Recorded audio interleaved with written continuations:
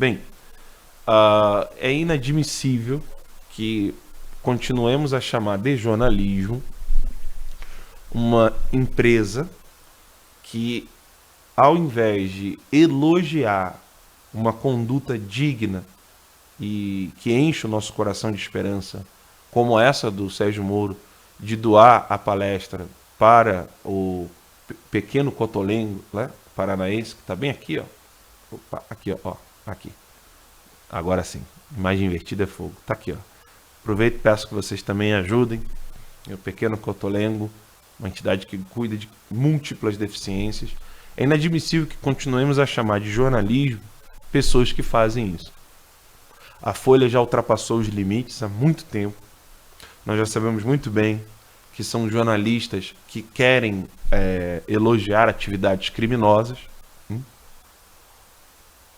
não estão dispostos a promover o bem e evitar o mal, próprio do princípio basilar da virtude, mas querem destruir a vida de um país que, pela via do processo democrático, escolheu mudar o governo para uma postura totalmente distinta das últimas décadas. Eu quero que vocês entendam o peso que existe a mudança de princípios morais dentro de uma sociedade. Tá? O que significa o que eu estou querendo dizer? Quem manda no país são aqueles que determinam quais princípios morais são válidos ou não. Não manda no país quem rege leis. Não manda no país quem detém o poder executivo. Não manda no país quem diz que uma lei é ou não constitucional. Toda essa parte burocrática, ela está muito aquém e distante da vida dos homens na sociedade. A vida a minha vida e a sua vida, ela não é regida pelo que diz o Congresso, pelo que diz o STF, pelo que diz o presidente da República. Eles apenas servem como braço burocrático de direção da conduta dos homens. Como assim um braço burocrático? São eles que atrapalham a vida do cidadão por meio dos impostos, né? Impostos abusivos, por meio do trabalho que eles exercem, criando leis e impedindo que você possa ir para a sua igreja, voltar, defender a sua família, constituir família, ter a sua propriedade privada salvaguardada, etc, etc. Mas a vida do cidadão, em geral, ela não é afetada, ela não é direcionada por causa dessas pessoas que ocupam esses cargos burocráticos. A esquerda sabe disso muito bem. Por isso que, na busca pelo poder, a esquerda vê o processo de tomada do poder burocrático como a cereja do bolo. Eles antes querem mudar os comportamentos. Porque mudando os comportamentos, você muda o modo de pensar de um povo. Um exemplo bem interessante para vocês, 720 anos, mais ou menos, antes de Cristo, a Grécia dominou os hebreus. Né? E quando a Grécia fez isso, ela obrigou os Jogos Olímpicos. Então você imagina ali um sumo sacerdote judeu, hebreu, né?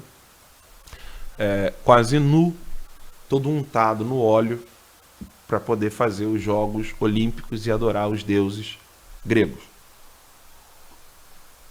Resultado, pancadaria, porrada comeu, né? E isso não pode ser negado de acordo com a sua confissão religiosa. Isso é um dado histórico, né? Judas Macabeu foi quem lutou contra essa imposição grega e os romanos, né, 700 anos depois, 600 anos depois, entenderam que isso era um método não muito feliz de dominação. Porque quando você impõe de cima para baixo, o povo, com suas bases culturais e religiosas, não irão aceitar essa autoridade burocrática. Então, como que os romanos prosperaram mais do que os gregos? Por que Alexandre por exemplo, conseguiu mais do que todos os outros imperadores? Ou melhor, por que os imperadores romanos ainda conseguiram ainda ir mais longe? Porque eles permitiam que, uma vez tomado conta daquele local, ninguém interferiria na sua cultura e na sua religião. Por isso que existia o judaísmo dentro do Império Romano. Por isso que existiam outras confissões religiosas dentro do Império Romano. E a perseguição aos cristãos, ela depois conseguiu ser cessada, mas porque de fato o que deixava um perigo para o Império Romano e para as outras religiões é que o cristianismo, desde a sua gênese, ele dizia que não existiam outros deuses. Inclusive o crime dos primeiros cristãos era, para os romanos, era chamado de idolatria, né? Porque quase que de ateísmo, né? Se a gente pudesse usar um termo aqui, eu não quero usar de anacronismo, né? Quando você usa termos e exemplos presentes para fazer juízos do passado. Mas o fato é que para o cristão, não existem outros deuses do qual o dele é o melhor. Não existem outros deuses, só há um único Deus. Isso começou com o profeta Elias e depois foi desaguar aí na revelação por meio do cristianismo. Aqui, análise histórica, tá? Eu não quero ver debate teológico aí, não é de teologia que eu estou falando. Onde eu quero chegar? Todos os homens que, uma vez usando o poder bélico, o poder político para dominar um povo, que tiveram êxito, foram aqueles que não sufocaram a existência da cultura e religião local. Por quê? Quando você muda a base moral de um povo, à força, isso não tem efeito. E quando você muda a base moral de um povo sem ser à força, isso tem efeito. Basta lembrar quando o Papa Bento XVI, Joseph Ratzinger, disse que os muçulmanos ganharam as suas conquistas à força da espada. Lembram disso? Quando deu aquele problema na universidade? Não lembro que ano foi isso. Lembra? Que ano foi que o Ratzinger... Acho que foi 2006, se eu não me engano. Meu cigarro, por favor. 2006, mas eu não lembro aqui agora o ano, tá? Mas eu quero dizer o seguinte: não prosperou... É o outro lá, tá? Obrigado. Não prosperou o avanço do islamismo à base da força, e eles mesmos aprenderam com isso. Daí a força da taquia. A taquia, né? T-A-Q-Y-A, salvo engano. Bota lá só para mim ver se eu estou falando certo. T-A-Q-Y-A. Taquia. Isso. Dá um enter aí. Uns botam T-A-Q-I-Y-Y-A, outros botam T-A-Q-I-Y-A. Então faltou um izinho ali, eu tinha esquecido. Graças ao Google aqui pude corrigir. Mas o conceito de taquia é a mentira sagrada. É o conceito que permite que um muçulmano negue que ele não está querendo, por exemplo, a lei da Sharia. Então, se o muçulmano perceber que você não é a favor de matar homossexuais, aí o muçulmano vai virar para você e vai dizer: não, nós não queremos isso. Você é a favor que a lei da Sharia mate homossexuais? O muçulmano vai dizer: não, jamais. Por quê? Ele vai usar do conceito de taquia, que é a mentira sagrada. No coração, para Alá, ele pode dizer: sim, eu quero a morte dos homossexuais. Mas para abrir a boca diante dos outros, ele vai dizer que não, para promover Alá. Esse é o conceito de taquia. E esse conceito de taquia, né, dos muçulmanos está presente nos jornalistas hoje, que querem fazer essa mudança cultural, querem destruir a moralidade de um povo para poder implantar um novo modo de pensar. Existe um vício muito grande na nossa sociedade que alguns papas chamaram de modernismo, né? Sobretudo São Pio X. O que vem a ser um desses aspectos do modernismo? A sede e o desejo desenfreado pelo que é novo. Você já ouviu falar no Partido Novo? Brincadeira. Essa sede desenfreada pelo que é novo, em desprezo a um passado, seja ele bom ou ruim, indiscriminadamente, um desprezo pelo passado, pelas tradições, foi instaurada não pelos comunistas, tá? Foi instaurada por pensamentos liberais, não liberal no sentido econômico e tal. E ele teve muitos frutos dentro da nossa sociedade. Tanto é que a palavra progresso está intimamente ligada ao que é bom. E progresso sempre está intimamente ligada a uma passagem do mal para o bem. E esse conceito de progresso, ele é equivocado. O que é progresso, afinal? Progresso é quando os seres humanos faziam suas necessidades fora da privada e agora tem uma privada de louça que pode ser facilmente limpada e assim aumenta a higiene. Legal, isso aí deu para entender.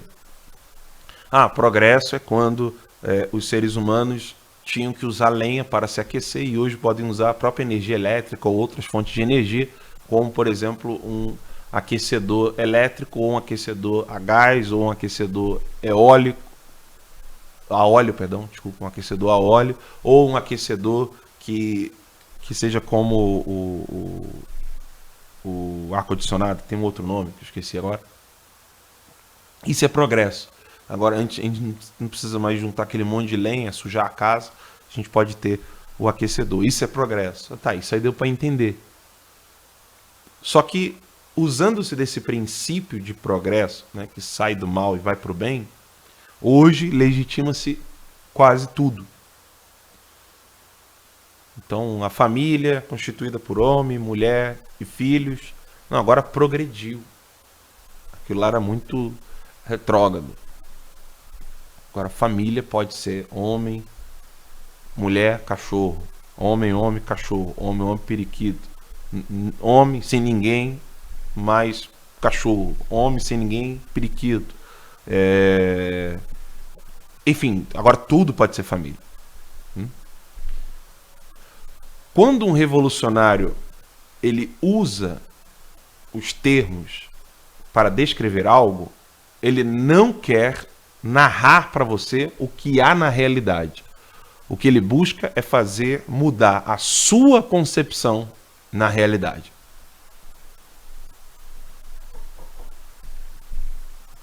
E é exatamente isso que estão fazendo com o Sérgio Moro.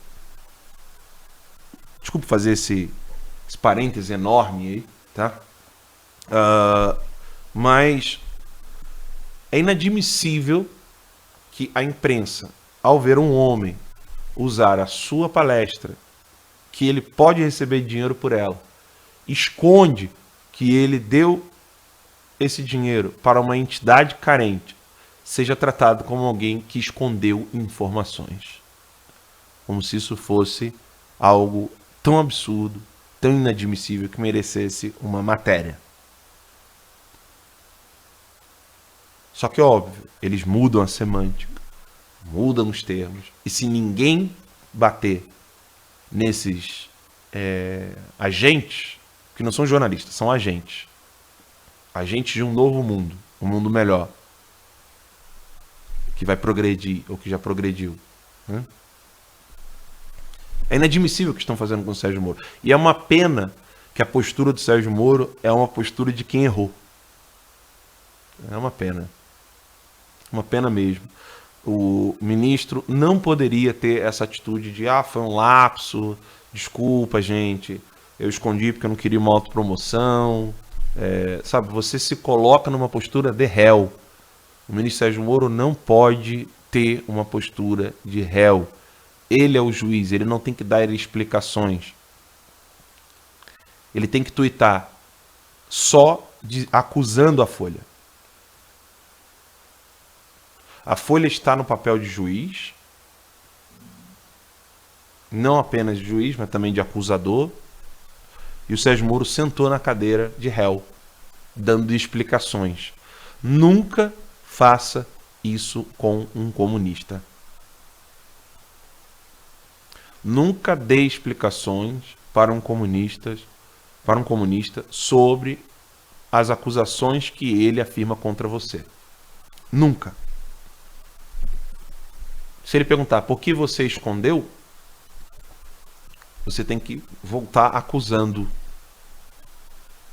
Eu não vou responder sua pergunta, eu quero saber por que você esconde todos os roubos que foram feitos pelos criminosos no país. O Moro tem dados inúmeros, maiores do que o nosso, de toneladas e toneladas e toneladas de drogas que foram apreendidas e eles têm que falar, e vocês não divulgam. Por que você quer saber de uma palestra que eu dei dinheiro para entidade carente enquanto você esconde informações para o bem da sociedade? Não, Moro não pode ter uma postura passiva. Eu espero que ele possa aprender com esse episódio, porque quando você toma uma postura passiva, você está dando munição e força para o adversário. E uma vez que você dê explicação, ele vai querer que você dê explicação sempre. É inadmissível que alguém dê explicações sobre um ato de caridade. É inadmissível. Ninguém pode ter um ato de caridade e ter que dar explicações disso como se isso crime fosse. Há um jogo de narrativa. Moro não pode ceder a essa gente. Não pode. Eu espero que ele possa aprender com isso, que quanto mais ele der explicações, mais eles vão querer acusar o Moro de tudo. Até perguntar, Moro, por que você usa gravata e não gravata borboleta? Moro, por que você usa terno preto e não azul? Por que você usa terno preto e não laranja? Por que você nunca usa uma gravata rosa? E por aí vai. Eles não vão parar. Eles vão querer saber por que o Moro não traiu a esposa. Porque é o mesmo. Se eu questiono você, por que você deu dinheiro para obra de caridade e não divulgou isso? É o mesmo do que dizer, vem cá, por que você tem relações sexuais apenas com a sua esposa? Você não pode responder, não, é porque eu sou hétero, cristão. Não, você não pode responder a um criminoso desse. Você não pode ceder. Uma vez que você cede, cederá sempre. Então, Moro, por favor. Ministro Sérgio Moro, é um apelo como pai de família que faço aqui, não como jornalista. Toda vez que te questionarem de alguma virtude, mostre o vício do acusador. Não dê explicações da sua convicção e da sua opção pela virtude. Desmascare o acusador. Coloque o acusador como réu.